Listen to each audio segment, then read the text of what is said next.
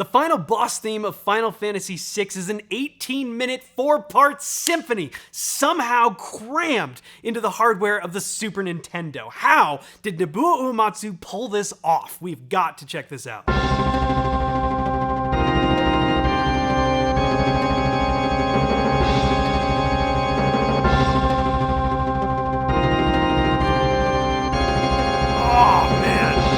First and foremost, I mean, those of you who know the game obviously know what this is. And this is, I think, a very sharp contrast to our last video about Final Fantasy VII, where the final boss theme for that game was a giant pile of influences and small ideas puzzle pieced together. This is very different.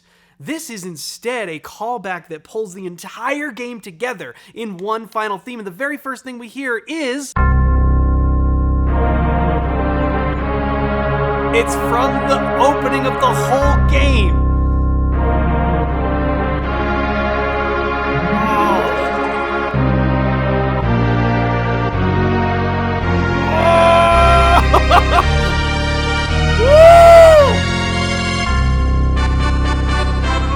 Man, okay, let's go back, because now we gotta hear how that plays out with the organ as the main instrument now. This organ, which is gonna be the staple of this whole thing, is so sick, and it's such a callback, I feel like, to a lot of, I don't know, like 70s prog rock and stuff like, I mean, it's just, we're gonna go over some of those influences, but check this out.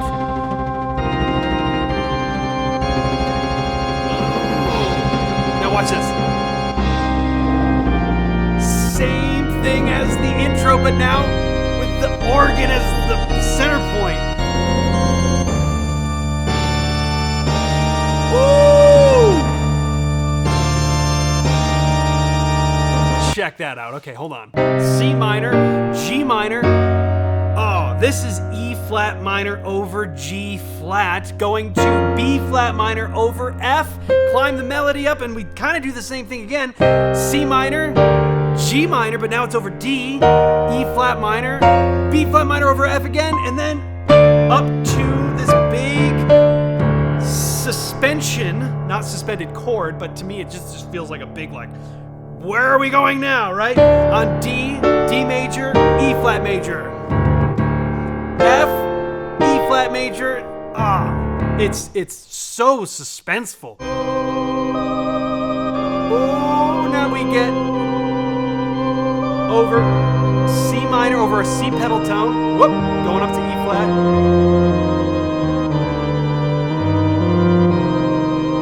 Yeah.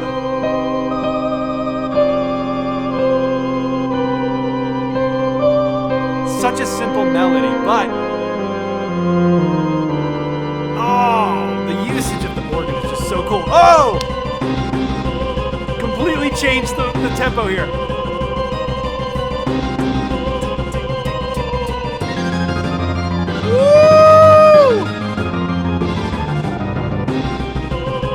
Whole thing centering around C minor.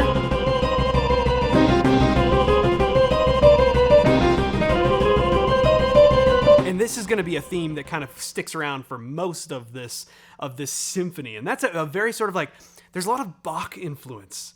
This feels like a very dark Baroque type of thing in a lot of areas. Now this might be a little more reminiscent of that sort of prog rock. For example, check out this Emerson, Lake and Palmer recording. This is literally a combination of Bach, as we just pointed out, but it's also a combination of Dave Brubeck. This is super cool. Listen to this. So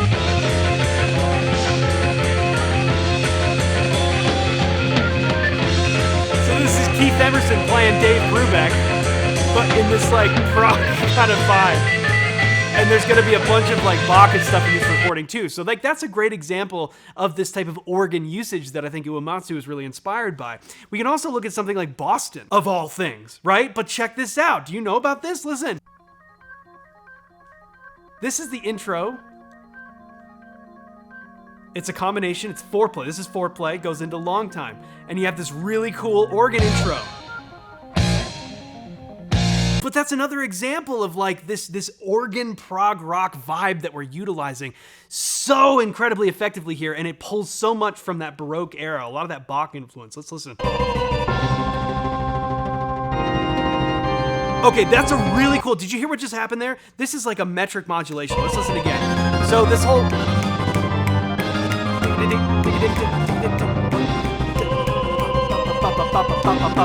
There's our eighth note. Watch this. It's going to transition. That eighth note's going to stay the same. Now it becomes the triplets again. What? Oh, that was so slick. You might have missed it. Right here.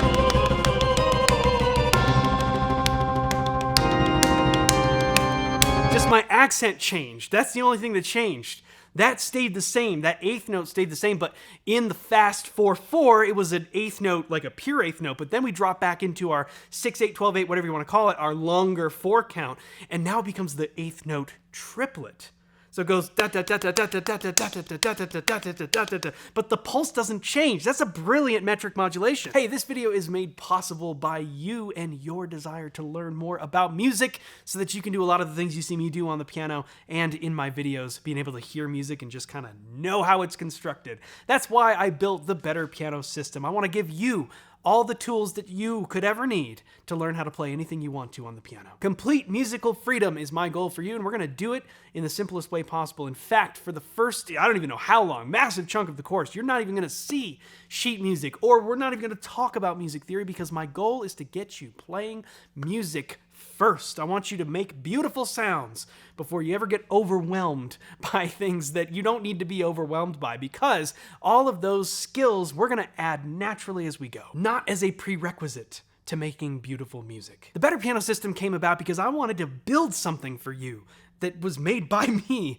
that was not just me talking about a company that neither you or I care about. So I made the decision not to take sponsors on this channel and instead create something that hopefully you can use to push your musical skills to a level you never thought you'd be able to do. So if you're finally ready to get your piano skills going, then use the link in the description, and I would love to be the one to help you achieve all of your musical goals.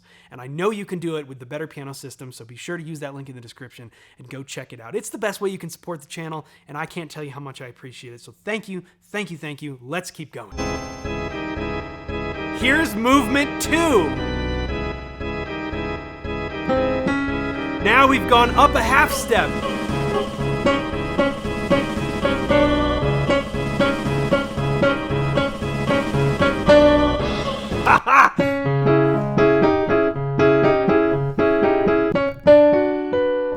Is that a B minor? I feel like is it going to B minor? Oh yeah, totally. That's a B minor.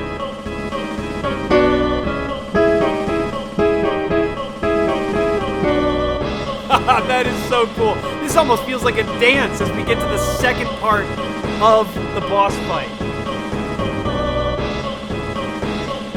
Oh man. This has more of like a militaristic march to it. Whoa!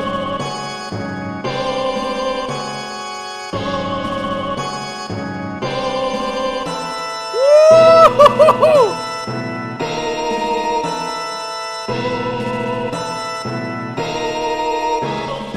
Going back into the dance. Oh man, how neat is that? You know, it almost has this feel of like a ghostly celebration of the dead type thing. I don't know. You could almost imagine it in like Disney's Haunted Mansion or something, right? It just has this kind of like ghoulish, mischievous kind of feel to it. Oh yeah, check this out. Oh man, this is straight out of a Bach fugue.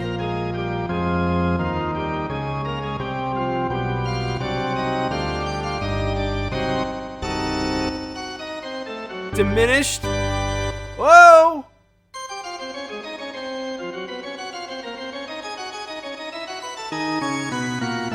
Oh!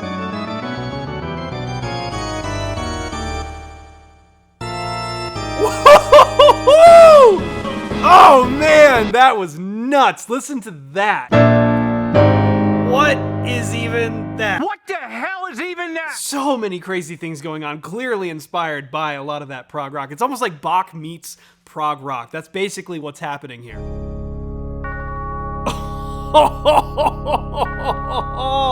Okay, so that's gonna bring us to movement 3. You know what's really interesting is like this piece, I mean, a lot of places you'll find this, it's pretty long, right? But it does loop like great video game music does. So the individual movements themselves are not necessarily that long. They just go around and around until you beat that stage of the fight or die.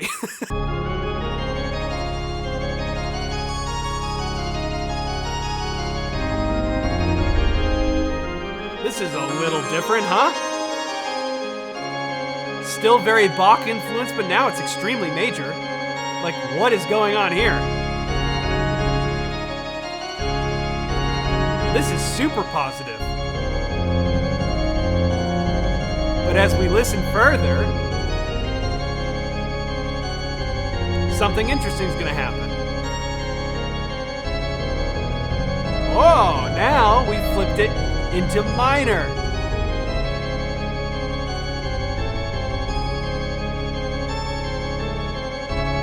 Man, this almost sounds... Woo!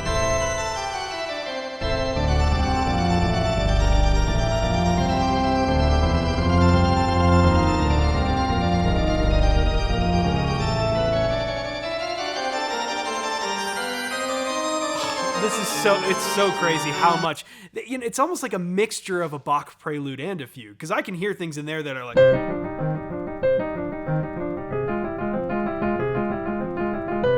oh, there's so much Bach in here. It's unbelievable.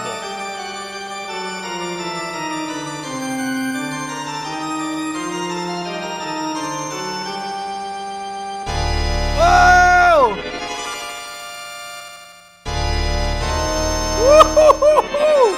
Chromatic diminished. Whoa!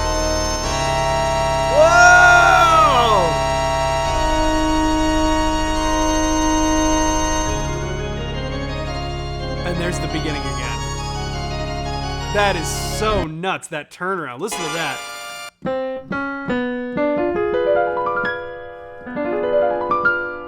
So that's like one of these diminished chords, and then we go up a half step, and then we go another one.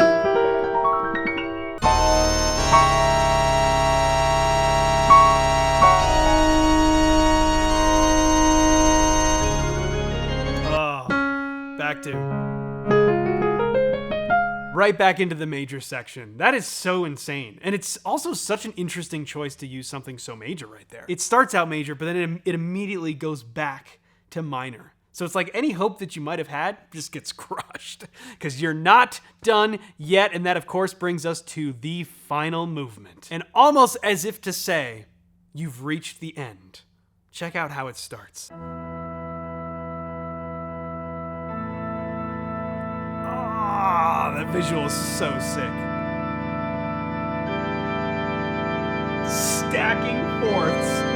What a way to start a game, because we got to go back again to that intro, because listen to this. We're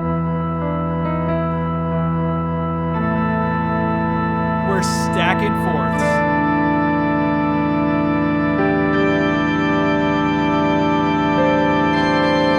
Keep going. Just keep going.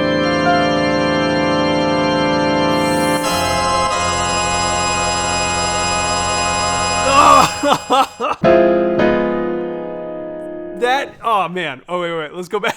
Let's go back to Dancing Mad, because this build-up is crazy. It's exactly the same thing. And let's look at those two chords. So I'm hearing F minor major 7. It's F minor with a major 7. Take the top two notes and drop them down a half step, and you get F minor 7 with a flat 5, sometimes called F half diminished. And talk about dark and dissonant. This sounds exactly like, I don't know, the big moment of like this evil reveal, right? How crazy is that? After building up, and then we just get, woo! And here we go. It's the final battle. Oh man. After how many hours playing the game, you've reached this moment. And what do we get?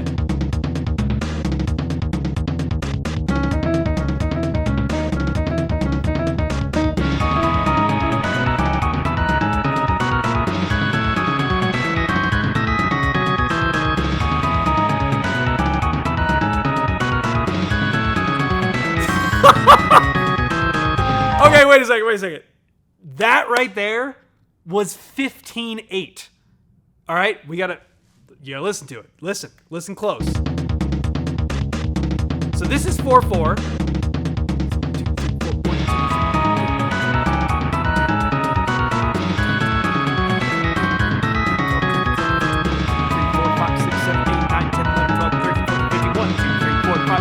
8, 9, 10, 11, 12, 13, 14, 15. Now, if you want to call it 15-8, or if you want to call it let's see, what would you call it? Measure of 4/4, and then a measure of 7/8. Okay, fine, I don't care. But the total number of eighth notes before rolling back around is 15. How crazy is that?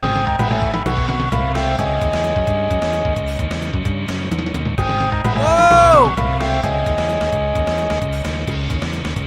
3, 4, 1, 2, 1, 2. So it almost doesn't matter how you split it up. You're going to end up with 15 before the phrase rolls over. Woo!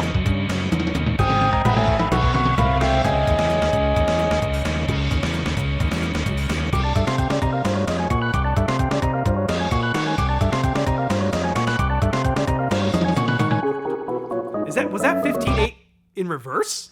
Is that what that was? Hold on. I thought I heard a bar of 7 followed by a bar of 8. 1, 2, 3, 4, 5, 6, 7, 1, 2, 3, 4, 5, 6, 7, 8, 1, 2, 3, 4, 5, 6, 7, 1, 2, 3, 4, 5, 6, 7, 8.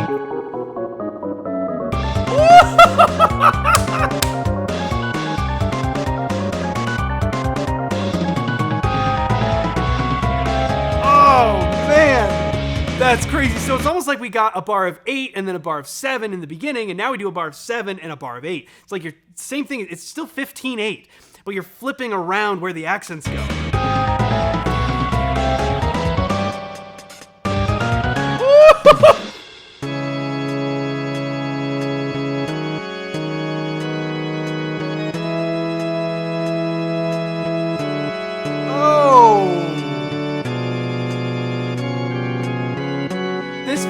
Tell me this doesn't feel like an ending. A little bit hopeless, a little bit final. Oh, yeah! Oh. Still going.